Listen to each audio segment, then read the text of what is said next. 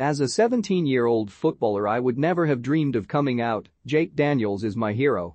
In a breathless few minutes, my gay football team's WhatsApp group went from relative calm to a flurry of exclamation marks, clappy hands and heart emojis. Scrolling to the top, I stopped. This wasn't a usual sassy nonsense that jabbers on for 30 messages. This was a game changer. A Blackpool player had just told the world he is gay on Sky Sports. Huge, bellowed one in the group.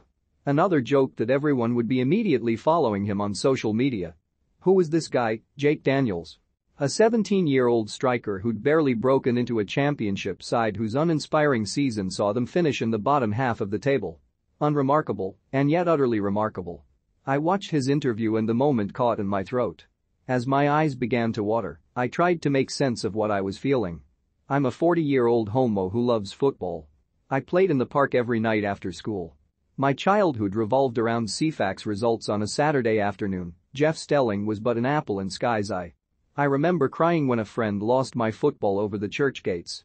I remember beer shirt sponsors, keeping a 4-league wallcard in my bedroom, and an older kid who'd called me fluky on the pitch and me thinking it meant wonderful. But then I also remember Justin Fashanu. Or do I? Justin Fashanu was the first black player to command a £1 million transfer fee, but in 1990 he became the first to come out as gay. To view this video, please enable JavaScript and consider upgrading to a web browser that supports HTML5 video. His career, already on the slide, never recovered. Short stints at clubs in England were marred by jokes from teammates and taunts from opposing fans. While his brother John was howling "Auga" down the lens in Gladiators, as a primetime TV star, Justin was pinballing between clubs at home and in North America. He was the game's dirty little secret who'd been swept under the carpet and shipped across the Atlantic. So, in fact, I didn't remember Justin. I should have as a player, but he'd been forgotten about. Out of sight, out of mind, until he took his own life in 1998. I was 17 then, the same age as Jake Daniels is now. I knew my feelings for men then, as Jake knows his now. But I daren't have told anyone, let alone the entire footballing world. The tragedy of Justin Fashanu's story, the treatment of him by English football, and even his brother, who has since expressed regret for disowning him, was burned into the conscience of the game. His name was a dark warning to any footballer who was gay. Come out and there'd be hell to pay. The crowd would shoot you down until you were a shaking shell of yourself. You'd be shunned by your teammates, dropped by your sponsors and sold by your club. That is what gay footballers fear. Footballers already have short careers, why put themselves through the ringer of public opinion? While other places of work progressed into the 21st century in 2000, even the armed forces allowed openly gay recruits, football remained wed to an ugly culture of don't ask, don't tell. Perhaps there were players who were out to their teammates? If so, it was kept very much in-house. David Beckham had worn sarongs, eyeliner and been on the cover of gay magazines. Football seemed to have moved on from Justin Fashanu's days in the top flight. But it hadn't. At its core, a fear among players and clubs remained. The information vacuum was filled with tabloid innuendo as to who might be gay. Fans guessed, I guessed. For decades, I wondered who would come out. Would anyone come out? What would the big moment look like?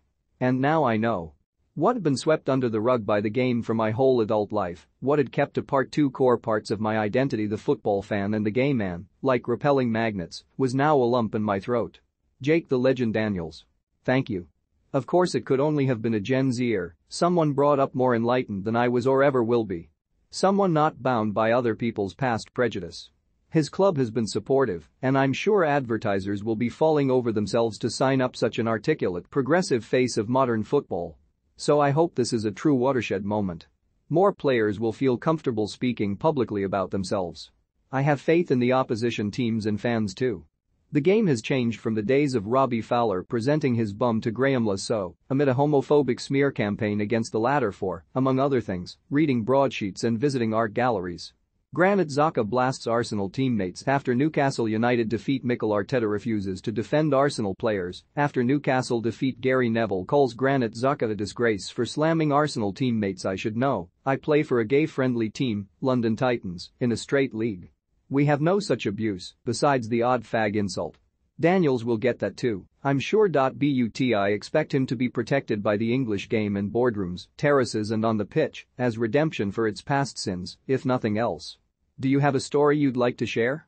Get in touch by emailing ross.mcafferty@metro.co.uk.